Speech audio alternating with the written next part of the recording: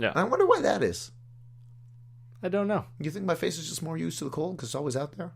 Maybe. It's more exposed, for sure. It always gets the brunt of everything. All the wind, all the ice. I bundled my face up pretty well. I would have worn my glasses, my ones with the side, the glacier glasses, the ones you climb Everest with. Those look like glasses that if you were a professional dog sledder, you would use. Yeah. I've worn it maybe twice during a blizzard when it makes sense. That just reminded me of the Grey Cup, which was maybe a month ago now. Okay. At the Grey Cup, Shania Twain did the halftime show. Oh, yeah. It took me a while to even realize it was like, who is this woman impersonating Shania Twain? And it was the strangest, most Canadian, chintzy little show I've ever seen. It was... Shania Twain was brought out on dog sled, then escorted by Mounties onto the stage, where she performed her hit singles from the 90s. Yeah. On a stage that was small and flimsy. There were a couple of pyrotechnics at the end before a crowd of what seemed like 300 tops. Like, it was a small crowd. Yeah. I don't understand why no one was really interested in Shania Twain. She did a great job. She looked fantastic. But it just looked like the saddest little Canadian thing. I think no one believed it was Shania Twain for the good first half of the set because no one's heard of Shania Twain in 10 years. Yeah, that's probably true. She disappeared, then she comes out on a dog sled and is led around by Mounties, and you're thinking there's some strange thing going on here. This can't be her. Oh, boy. Now, Matthew, changing topic, I noticed something new in your life. Yeah, it's very exciting. You have a new cell phone, Matthew. It's not like, it doesn't look like a new cell phone, but it is new to you. You have a flip phone, apparently? Let's pull this sucker out. Here, I'll let everyone listen to it. Oh boy, Matthew. Now, it's a good feeling hanging up on someone with that, but I also hate talking to people on the phone, so. Yeah, it feels all right. It feels kind of like I'm damaging the phone, though. It does. And you see how the phone's already scratched on the front?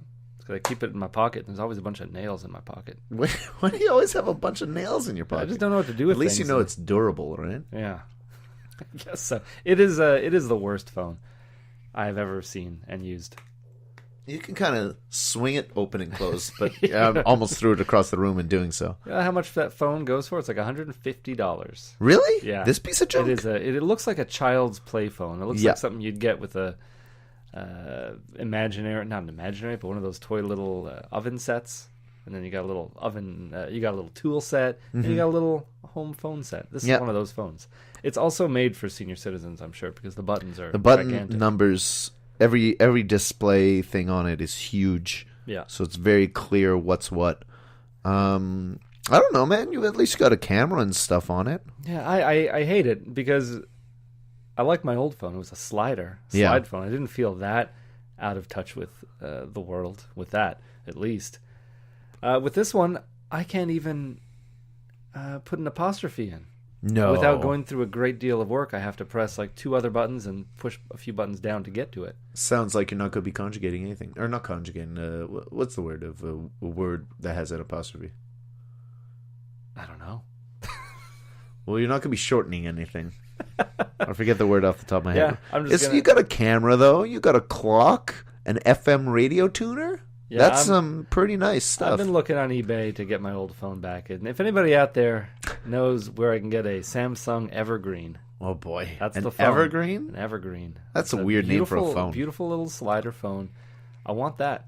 I want it back. You can put music on here, but your music library is empty, Matthew. I don't want to use it.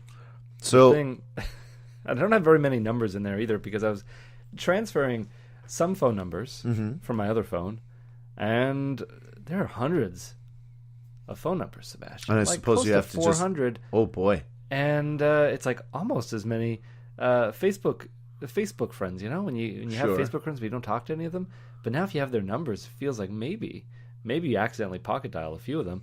But I'm going through, and so many of these are like people from maybe 10 years ago that I spoke to once and had to like get in touch with them for some odd reason. Sure, but I never got rid of school project or something. Yeah, I don't even have their last name. I just have like Samantha, biology. I Yeah, never took biology yeah, class. yeah. It's just whatever the class was. So I'm going through and I'm trying to figure out what I should add onto the new phone, and most of them shouldn't make the cut, but I'm still putting them in. Well, are you really entering one by one 400 cell phone numbers? I'm going through it slowly. Numbers? I started with the A's, I'm going down. As you would. But I found I'm more into the idea of collecting phone numbers and names than I am about anything else. And I remember What do you back mean? in, What's that mean? I just want the quantity. I don't ever want to speak to these It's people. not quality, it's quantity. There's a certain quality to quantity, though. Okay. It has a quality all of its own. But I remember back in high school, I had one of those. We had certain homes had call display. I think That's it was kind of a standard thing. But I had a little box I had bought at Walmart. It was like $15. It would store up to I think 100 names and telephone numbers. Whenever they called, you'd have that name and you could save display. it.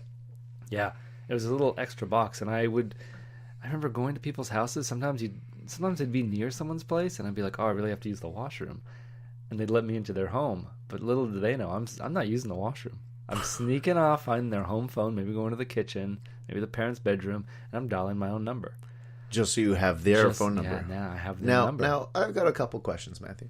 One, why don't you just ask people, hey, can I get your number? It's not the same because I could program it into it, but I can't program it into, I can't program their name. It has to be a number. An incoming call? An incoming call.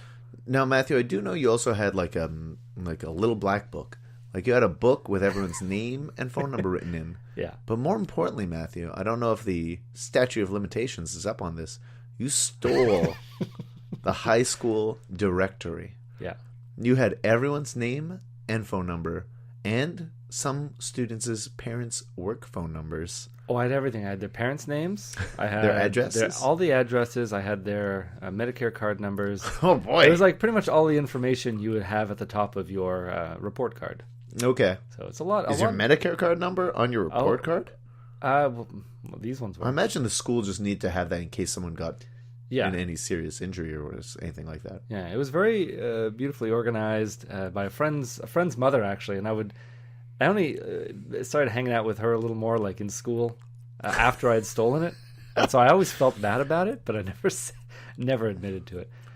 And I lent it once. I think I would lend it out to people until I got it back one day from Cody. You remember Cody Smith? If you're out there, Cody Hiscock Smith. Yes, exactly. It was like it's like the human version of Chucky.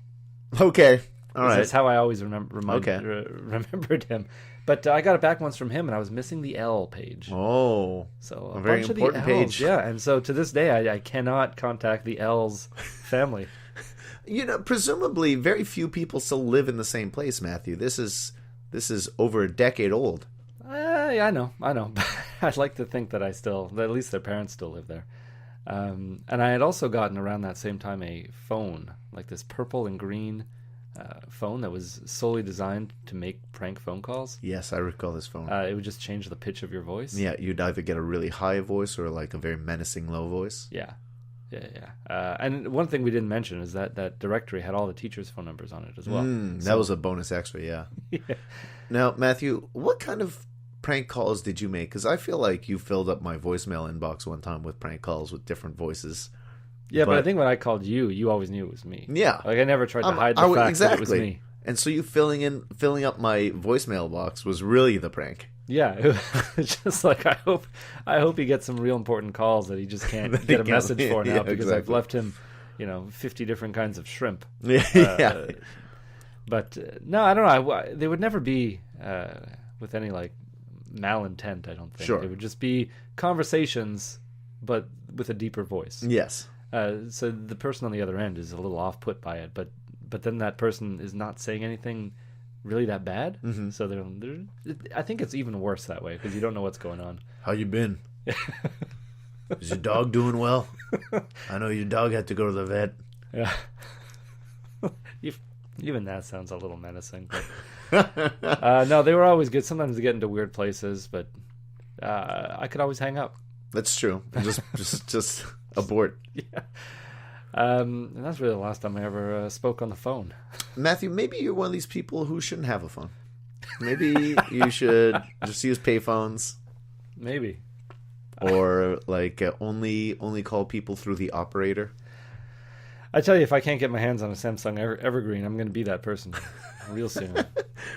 Matthew on his home phone, his rotary home phone. Operator, could you please connect me? There's a fee, sir. You can do this yourself. Yeah, that's probably true. Yeah. I would only have 0 on my phone. We have the season of Christmas coming up, Matthew. Ah, yes. Compliments of the holiday to you, Sebastian. Yes. High holiday and fare thee well. Very unoffensive. You got any big plans for the holidays? No, I feel like everything about the holidays is past. You got any? What do you mean? Well, I already had a big Christmas supper. Tried to see if you wanted to come down, but you were working. It was a very last minute invite, so I apologize for that. But what's left? I have to decorate the tree. Okay, you haven't done that yet? Not yet. Traditionally, you do it Christmas Eve. Is that so? Oh yeah. You ever Not watch in my house? So it's done weeks before Christmas. Well, it should. It's a lot of effort, a lot of work, and if you're only doing it for one day. But if you watch the old classics, Garfield's Christmas, they're only doing it Christmas Eve. Well, it's because timeline, as far as the story goes, they just got to pack it all in there. I guess. But I have to do that. It's just been something I've been putting off, I think. Have you done all your Christmas shopping? No. It's been horrendous out there. Yeah. I did. I wanted to do a little bit today, and I walked out there. I also woke up very late, but being splashed by a lot of cars on the way. Yeah, it's a mess. And it really deterred me from wanting to go any further. And I started thinking, it's got to be... I really wanted a slingshot. Okay. To ward off any cars that might be thinking about splashing me as they drive by. Just take a slingshot. I always thought it was a very cool look. Sure. Dennis the Menace. Yeah. And later on Bart Simpson even having a slingshot in the back pocket. And anytime a car's speeding up and I see a puddle, I would take that slingshot out and I would threaten them? Aim it at them. Aim it at the car window. Make eye contact with them, and maybe they would slow down. Maybe they'd speed up. Maybe. But at that point, I can crack a windshield. Potentially. Why don't you just stay away from puddles?